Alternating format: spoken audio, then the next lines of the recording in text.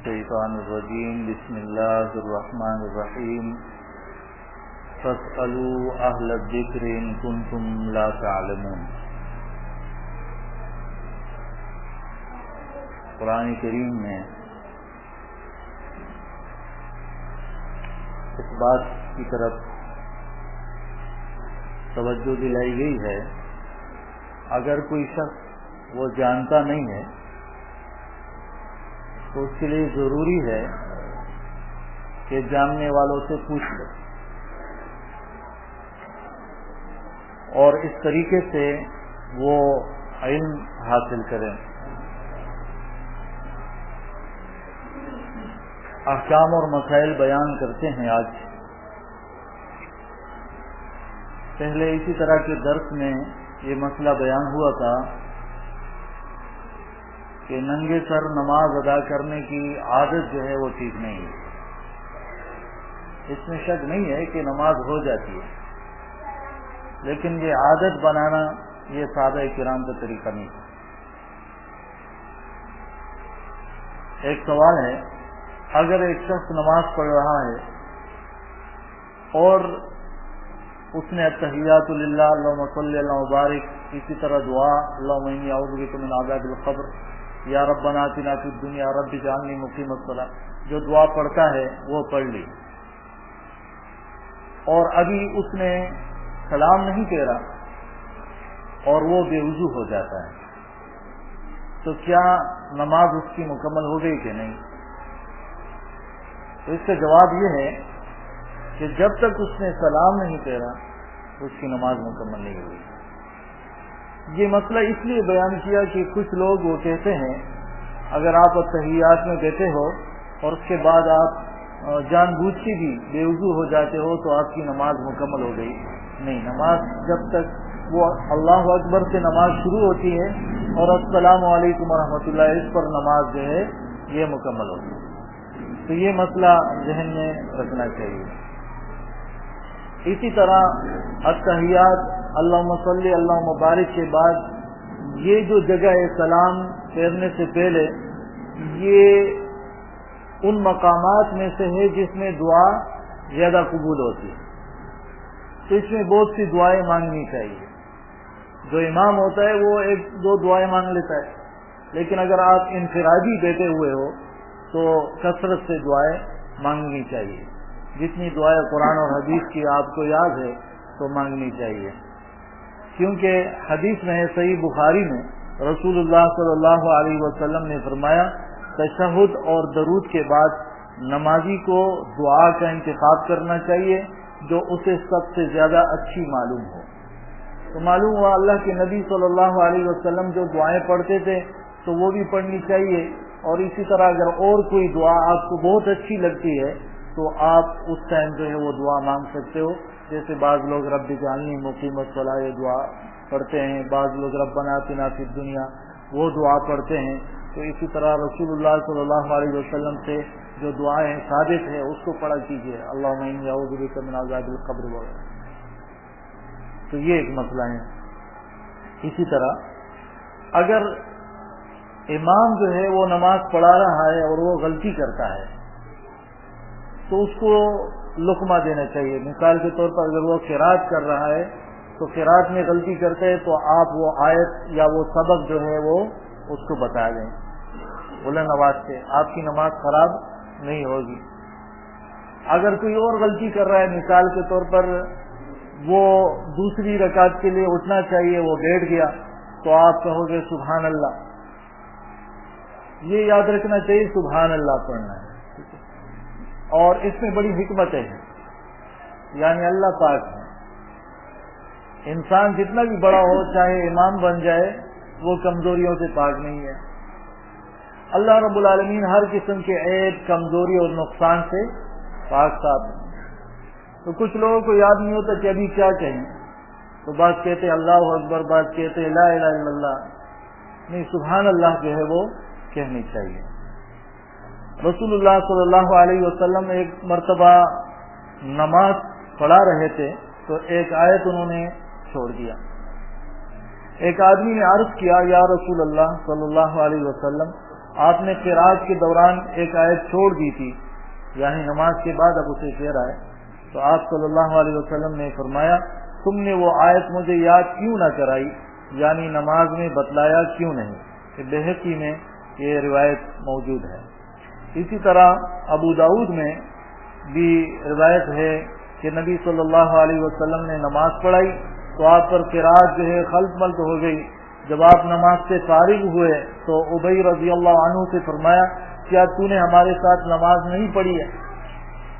یعنی اگر مجھ سے غلطی ہو رہی تو چڑھا تھا، تو انہوں نے عرض کیا کیوں نہیں؟ تو پھر آپ صلی اللہ علیہ وسلم نے فرمایا پھر تمہیں کس بات نے روکے رکھا، یعنی کہ مجھے بتا دیتے غلطی کے بارے میں۔ تو اس طرح کی بہت سی احادیث ہے، اور اس کا مقصد وہ یہ ہے کہ نماز میں اگر امام سے غلطی ہو رہی ہو اس کو بتانے سے آپ کی نماز جو ہے وہ خراب نہیں ہوگی۔ اور ایک اور مسئلہ یہ بھی معلوم ہوا کہ اللہ کے نبی صلی اللہ علیہ وسلم نے ایک آیت چھوڑ دی، کسی نے بتایا بھی نہیں، ٹھیک ہے، لیکن نماز کے بعد جو ہے اللہ کے نبی صلی اللہ علیہ وسلم نے یہ نہیں فرمایا کہ نماز نہیں ہوئی دوبارہ پڑھتے ہیں، نہ جو ہے اس پر سجدہ سہوا کیا۔ تو اس مسئلے کو بھی سمجھ لینا چاہیے۔ کچھ علماء نے کہا ہے اگر 3 آیتیں ولضالین آمین کے بعد آپ نے پڑھ لی ہے، پھر اس کے بعد درمیان میں کچھ آیتیں رہ گئی آگے آپ نے پڑھ لیا تو کوئی مسئلہ جو ہے اس سے وہ نہیں ہے۔ اور کچھ علماء نے کہا ایک بڑی آیت بھی اگر آپ نے پڑھ لی ہے تو وہ کافی ہے۔ اس مسئلے کو سمجھیں آپ۔ اسی طرح ایک مسئلہ وہ یہ ہے کہ مثال کے طور پر آپ مسجد آ گئے اور نماز ہو گئی ہے، اب آپ دوسری جماعت کرا رہے ہو، 2-3 بندے ہیں، آپ دوبارہ جماعت کرا رہے ہو، یہ کرنا چاہیے کہ نہیں کرنا چاہیے؟ تو دیکھیں یہ جو مسائل الحمدللہ ہم بیان کر رہے ہیں تو اس کا فائدہ یہ ہے کہ لوگ جو اس میں انتہا پسندی کا مظاہرہ کر رہے ہیں اس سے بچا جائے۔ کچھ لوگ کہتے ہیں بالکل جائز ہی نہیں ہے، کچھ لوگوں نے اس سے پوری عادت بنا ڈالی ہوتی ہے، تو دونوں طریقے اچھے نہیں ہوتے کہ روزانہ جو ہے وہ نماز سے جو ہے وہ لیٹ آتا ہے اور دوسری جماعت روزانہ اس کی عادت بنی ہوئی ہے، یہ بھی نہیں ہونی چاہیے۔ اور یہ بھی نہیں ہونا چاہیے کہ کچھ لوگ دوسری جماعت کرا رہے ہوتے ہیں تو لوگ اس سے لڑ پڑتے ہیں کہ یہ کیا کر رہے ہیں، جماعت تو ہو گئی دوبارہ کیوں کرا رہے۔ ابو سعید خدری رضی اللہ عنہ بیان کرتے ہیں کہ رسول اللہ صلی اللہ علیہ وسلم نے ایک آدمی کو اکیلے نماز پڑھتے ہوئے دیکھا تو فرمایا کہ کیا کوئی شخص ہے جو اس پر صدقہ کرتے ہوئے اس کے ساتھ نماز ادا کرے؟ دیکھیں یعنی خواہ وہ اکیلے نماز پڑھے، جماعت کی نماز اور اکیلے نماز بہت فرق ہے نا۔ تو اگر کوئی ایسا ہے جس نے نماز پڑھی بھی ہے لیکن وہ اس کے ساتھ کھڑا ہو جائے تاکہ اس کی جماعت کی نماز بن جائے، تاکہ اس کو جماعت کے ثواب مل جائے اور اس کے لیے صدقہ ہو جائے گا، نفل ہو جائے گا۔ تو یہ ابو داؤد میں جو ہے یہ حدیث وہ موجود ہے۔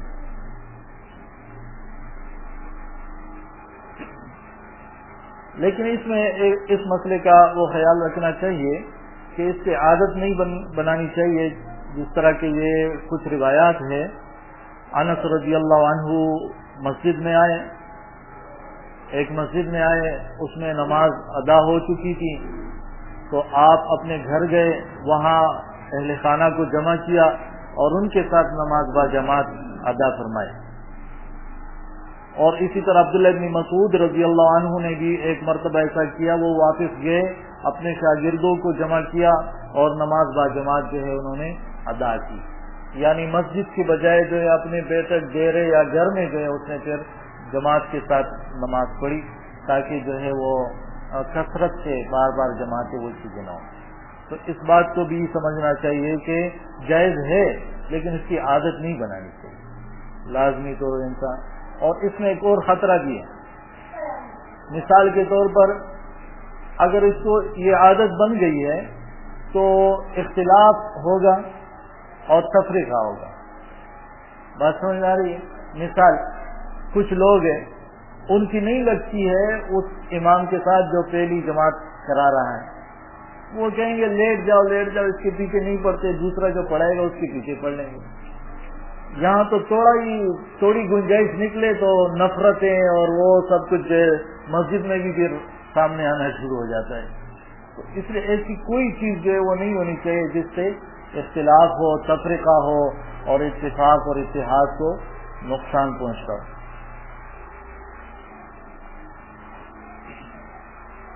اسی طرح ایک مسئلہ ہے اور وہ ہے دو نمازوں کو جمع کرنا. یہ شریعت کی آسانیوں میں سے ایک آسانی ہے. مختلف مواقع ہیں جس پر جو ہے آپ دو نمازوں کو جمع کر سکتے ہو. ایک یہ موقع ہوتا ہے کہ انسان سفر میں ہے. دوسرا موقع جو ہے وہ یہ ہے کہ انسان خوف کی حالت میں ہے. اور تیسرا موقع جو ہے وہ یہ ہے کہ بارش ہو رہی ہو. اور اسی طرح چوتھا موقع وہ یہ ہے کہ انسان بیمار ہو، بہت زیادہ بیمار ہو. تو یہ شریعت نے جو ہے اس میں آسانی دی ہوئی ہے. تو وہ دو نمازیں اکٹھی کرنا کس طرح ہوگا؟ ظہر اور عصر اور مغرب اور عشاء یہ آپ جمع کر سکتے ہیں.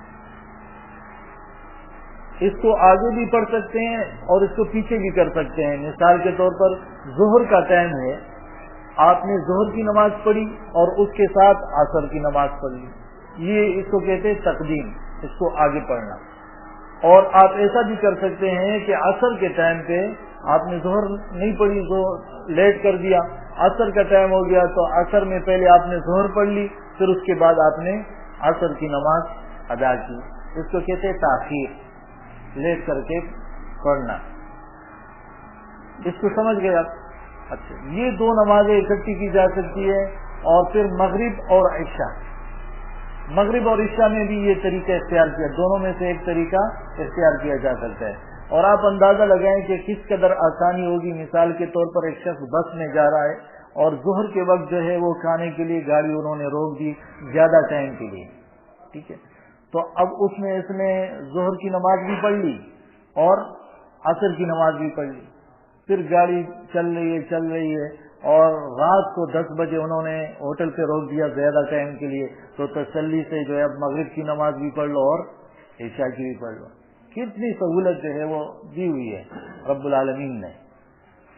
ہاں، اس میں ایک اور مسئلے کا بھی خیال رکھنا چاہیے کہ ایک تو جمع کرنے کی اجازت مل گئی اور پھر سفر میں کیا ہوتا ہے، قصر ہوگی.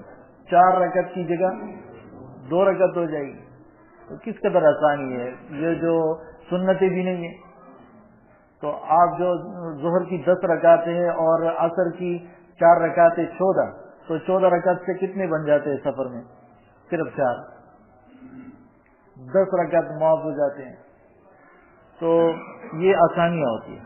لیکن اگر آپ سفر میں نہیں ہے، ویسے مثال کے طور پر ضیاء الدین ہاسپٹل ہے، کوئی جناح ہاسپٹل میں، کسی اور جگہ وہ اسپتال میں پڑا ہوا ہے، بہت بیمار ہے، اب وہ جمع کر رہا ہے، تو وہ جمع تو کرے گا 2 نمازوں کو، لیکن پوری نماز پڑھے گا.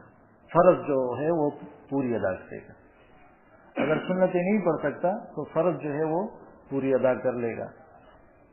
اسی طرح بہت بارش ہو رہی ہو اور اسی طرح اگر خوف کا عالم ہو، انسان کی جان کو خطرہ ہے اور اسی طرح اور پریشانیاں ہیں، خوف کا عالم ہے، تو ایسے میں بھی جو ہے 2 نمازوں کو وہ جمع کیا جا سکتا ہے.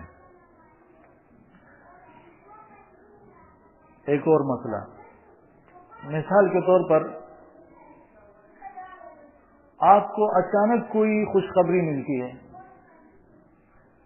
تو آپ بہت زیادہ خوش ہو جاتے ہیں اور اللہ کا شکر ادا کرتے ہیں اور چاہتے ہیں کہ میں سجدہ کروں، لیکن وضو نہیں کیا. اور وہ حالت تو ایسی ہوتی ہے کہ انسان کہتا ہے کہ فوراً میں سجدے میں گر پڑوں. ٹھیک ہے، تو اب کیا کریں؟ تو اس کا جواب وہ یہ ہے کہ یہ جو سجدہ، اس کو کہتے ہیں سجدہ شکر. ایک بڑی مصیبت، آپ بہت پریشان ہو اور آپ کو خبر ملی کہ وہ مصیبت اللہ نے ہٹا دی، یا ایک کسی چیز کی آپ کو حاجت ہے، شدید حاجت ہے، وہ نہیں مل رہا اور اچانک اللہ آپ کو دے دے اور آپ کو خبر ملے، تو آپ سجدہ کرتے ہو. یہ سجدہ شکر ہے. تو اس کے لیے وضو شرط نہیں ہے.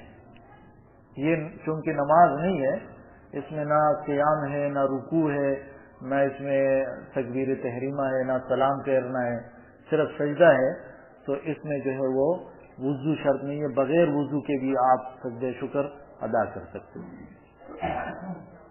اس مسئلے کو سمجھیں آپ سب۔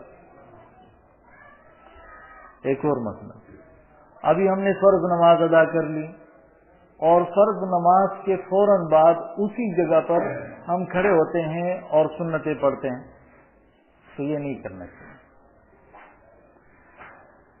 صحیح مسلم میں حدیث ہے، معاویہ رضی اللہ عنہ سے روایت ہے، رسول اللہ صلی اللہ علیہ وسلم نے ہمیں حکم دیا کہ ہم ایک نماز کو دوسری نماز کے ساتھ نہ ملائیں یہاں تک کہ بات کر لیں یا دوسری جگہ منتقل ہو جائیں۔ مثال کے طور پر میں نے یہاں پر نماز ادا کی، اب اتنے میں عبدالوحید بھائی آیا، کچھ مسئلہ پوچھا، ہماری کچھ بات چیت ہوئی، ٹھیک ہے، اس کے بعد میں اسی جگہ پر کھڑا ہو کے نماز پڑھتا ہوں تو کوئی مسئلہ نہیں، لیکن اگر کوئی بات بھی نہیں ہوئی ہے اور آپ نے جگہ بھی تبدیل نہیں کی ہے تو اسی جگہ پہ نہیں کھڑا ہونا چاہیے، جگہ تبدیل کرنی چاہیے۔ اس میں بہت سی حکمتیں ہیں اور یہ بھی حکمت ہو سکتی ہے کہ کل قیامت کے دن بہت سی جگہ آپ کے بارے میں گواہی دے، اللہ کی بندگی پر، اللہ کی عبادت پر۔ تو اس مسئلے کو کون سمجھا؟ سب سمجھے؟ عبدالعزیز بھائی سمجھ گئے؟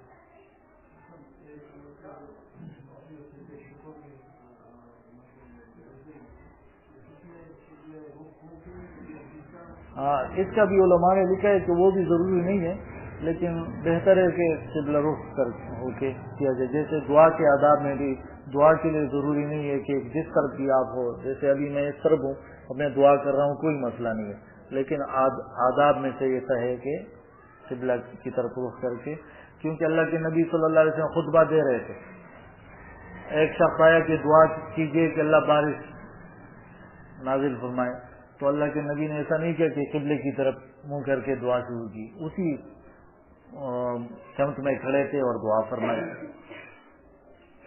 تو یہ ایک مسئلہ ہے۔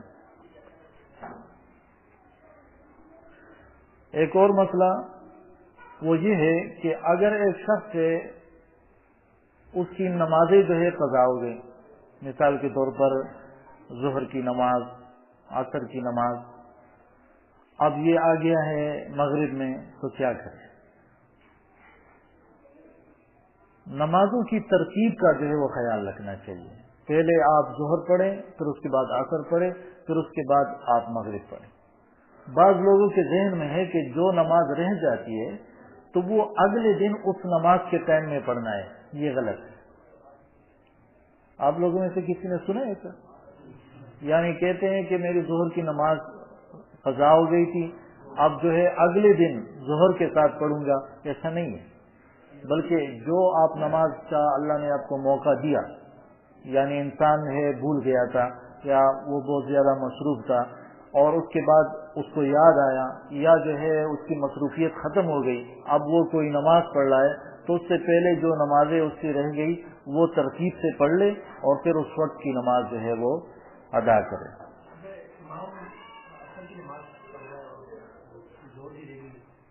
ہاں، تو اس میں علماء نے لکھا ہے کہ یہ شخص جو ہے کھڑا ہو جائے ظہر کی نیت کر کے، وہ نماز پڑھ لے، پھر اس کے بعد عصر کی نماز وہ ادا کر لے۔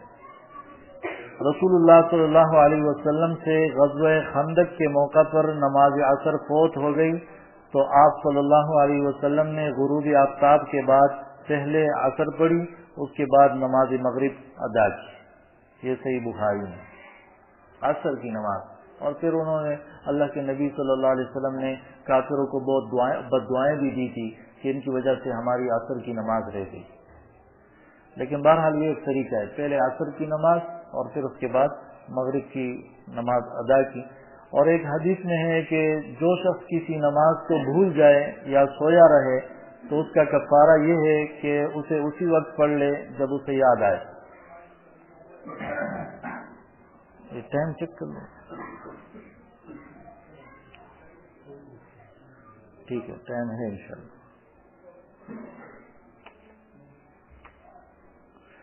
اچھا ایک شخص ہے اور وہ نماز پڑھ رہا ہے، تو نماز پڑھنے کے دوران جو ہے جو مثال 4 رکعت نماز ہے ظہر کی عصر کی، تیسری رکعت میں ولضالین آمین کے بعد اس نے سورت پڑھ لی.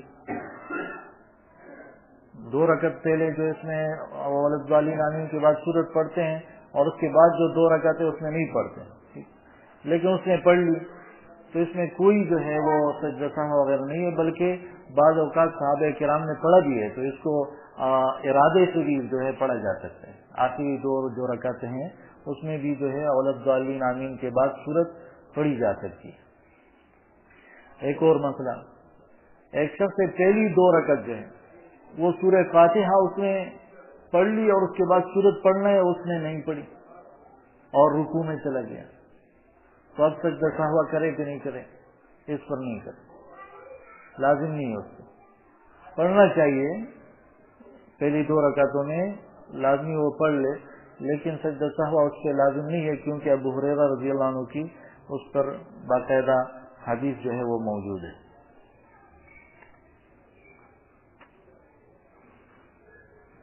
ایک اور مسئلہ ہے، سجدے کی حالت میں جیسے یہ انگلیاں ہیں یہ بند ہو اور یہ کندھوں کے حساب سے رکھے ہوئے ہوں، سیدھے ہاتھ رکھے ہوں، یہ جو کوہنیاں ہیں یہ زمین سے اوپر اٹھی ہوئی ہوں، بغل جو ہے یہ کھلے ہوں، اور اسی طرح ران اور پیٹ یہ الگ ہو اور پنڈلی اور ران یہ الگ ہو، یہ ملے ہوئے نہ ہو، اور جو پاؤں ہے وہ ملے ہوئے ہوں اور ان کی انگلیاں جو ہے وہ قبلے کی طرف. یہ سجدے میں ان سب باتوں کا خیال رکھنا چاہیے، لیکن یہ بات جو ہے وہ جس طرح مردوں کے لیے ہے تو عورتوں کے لیے بھی ہے. تو آپ میں سے کون یہ کام کرے گا کہ اپنی عورتوں سے کہے کہ سجدہ اس طریقے سے ادا کرے؟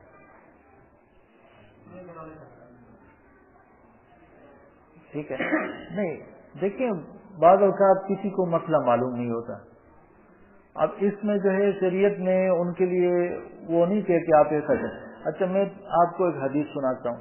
اللہ کے نبی صلی اللہ علیہ وسلم نے فرمایا کہ کتے کی طرح اور گیدڑ کی طرح آپ جو ہے سجدے میں اپنے یہ نہیں رکھیں، ہاتھ نہیں رکھیں.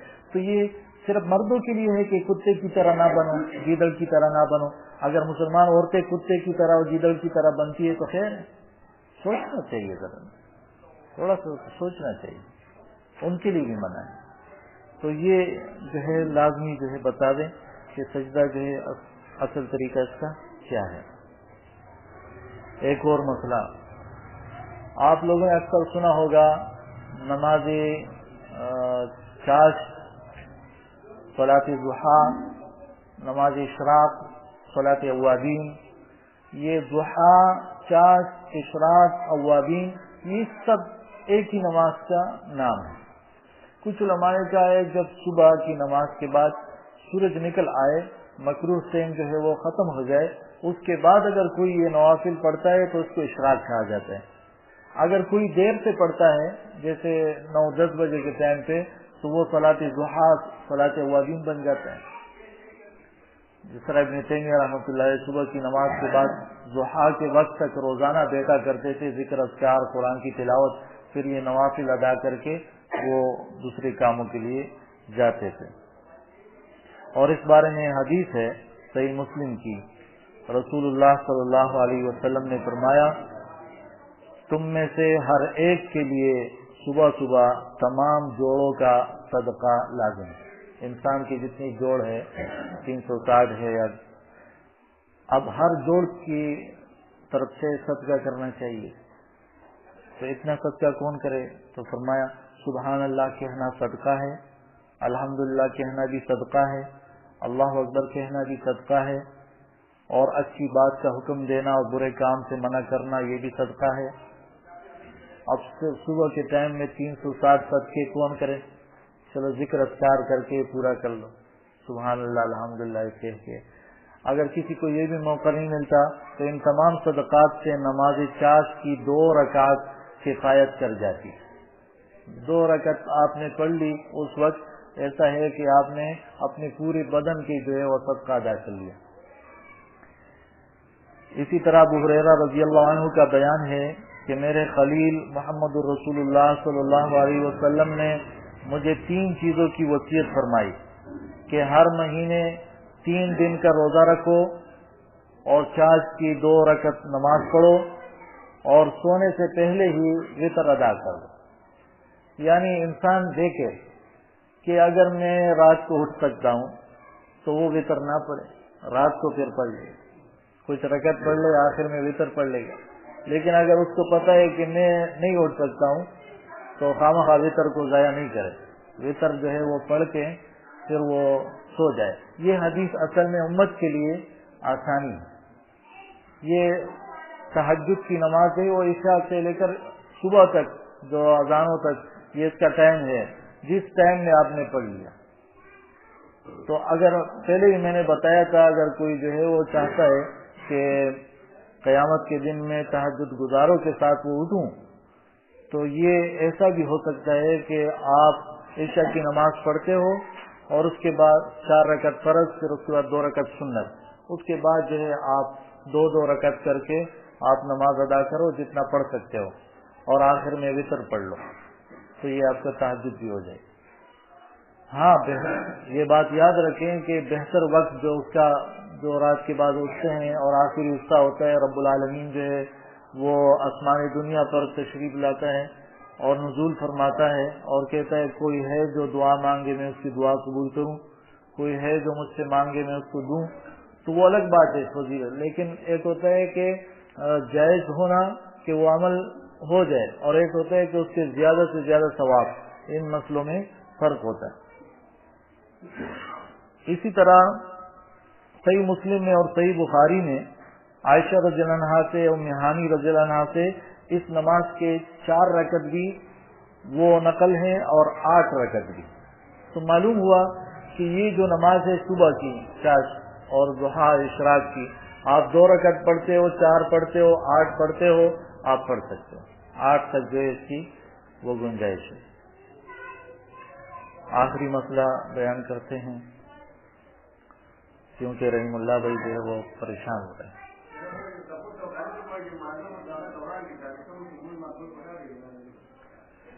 نماز کے دوران جو ہے اگر ایسا حادثہ ہو کہ نماز آپ وہ حادثہ جو ہے وہ آسانی سے کور کر سکے، ٹھیک ہے، جیسے مثال کے طور پر سانپ ہے اور آپ نے جو ہے یہ اٹھایا اس کو مار دیا، ٹھیک ہے، اور بس اپنی نماز جاری رکھو۔ لیکن اگر ایسا حادثہ ہے کہ نماز توڑے بغیر کام نہیں ہو رہا تو آپ نماز توڑ دو، جیسے کوئی انسان جو ہے وہ جل رہا ہے، آگ لگی اس کو، یا کوئی جو ہے کسی نے اس پر اٹیک کر دیا ہے، یا کوئی ایسا جو انسانی زندگی بچانے کا مسئلہ ہو گیا ہے، تو پھر آپ نماز توڑ کے اس کو جو ہے وہ کور کرے، سنبھالے۔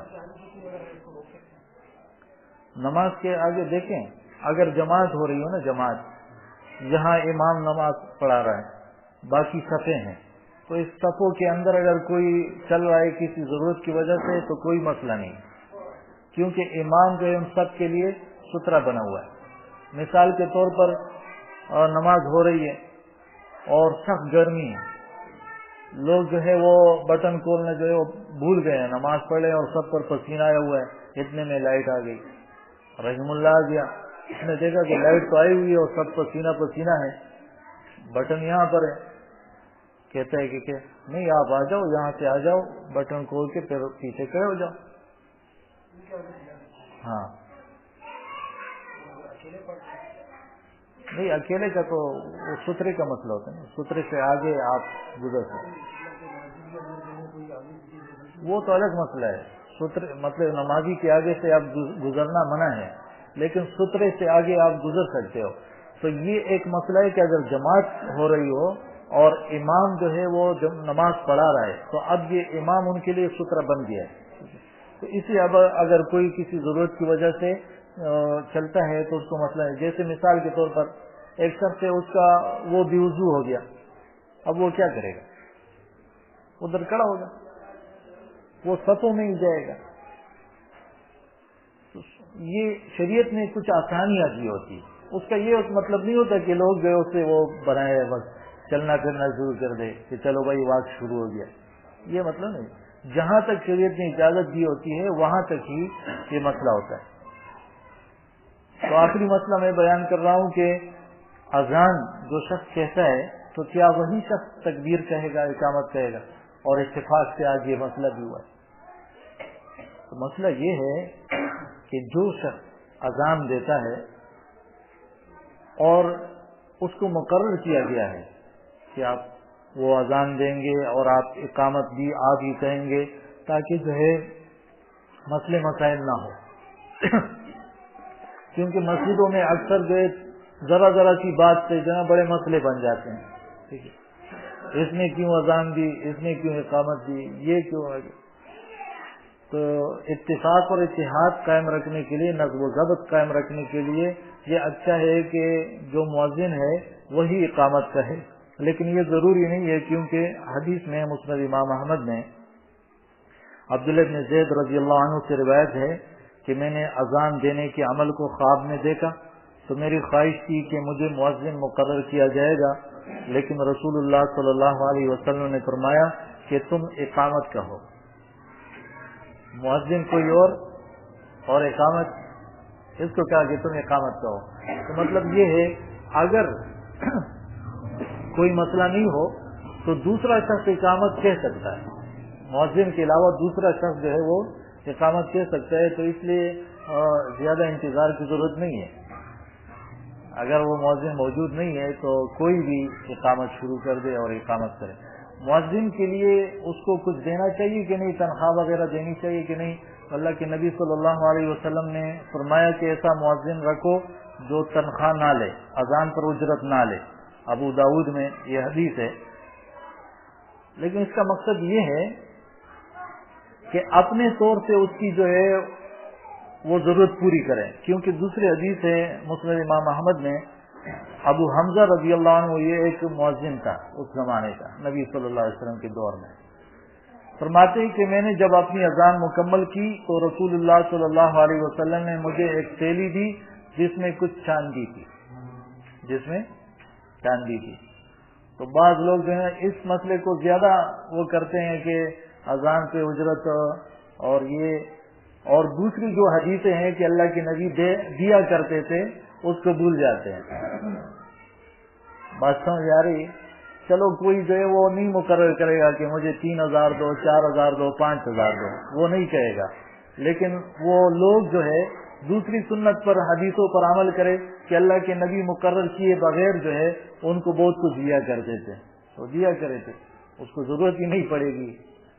تو ان مسائل کو جو ہے وہ سوچنا چاہیے۔ بعض لوگ وہ غلطی کرتے ہیں، اس میں بھی زیادتی کرتے ہیں۔ جو مؤذن تنخواہ لیتے ہیں یا جو امام تنخواہ لیتا ہے، امامت کا مسئلہ ہی تو الگ ہے، صرف یہ مؤذن کے حوالے سے حدیث ہے، تو کہتے ہیں اس کے پیچھے نماز ہی نہیں ہوتی۔ بعض لوگ اللہ ان کو ہدایت دے، شیخ سدیس، شیخ سریم اور مکہ اور مدینہ کے جو ائمہ ہیں ان کے پیچھے بھی نمازیں نہیں پڑھتے، کہہ رہے ہیں یہ تنخواہیں لیتے ہیں۔ تو تنخواہ لینا کیا بری بات ہے؟ اور ان کو گورنمنٹ دیتی ہے، حکومت دیتی ہے تنخواہ۔ تو تعلیم و تعلم پر دیکھیے، دنیا میں سب سے بہترین چیز کہ آپ اس پر جو ہے اپنا پیسے لے لو، وہ دین کا کام ہے۔ دین کا کام کرو، صحیح طریقے سے کرو اور اس پر تنخواہ لو، اور یہ اس طرح زندگی گزار، یہ بہترین کام ہے۔ وہ جو قرآن اور حدیث نے منع کیا ہے وہ یہ ہے کہ آپ دین کو یعنی اس میں خلط ملط کر رہے ہو، اس میں حق و باطل کو ملا رہے ہو، دین کو چھپا رہے ہو، دین پر ایمان نہیں رکھتے ہو، عمل نہیں کرتے ہو، اور اس کے پیسے لے رہے ہو، دنیا لے رہے ہو، دنیا کی خاطر لوگوں کو غلط دین پیش کر رہے ہو، تو قرآن و حدیث نے اس سے منع کیا ہے۔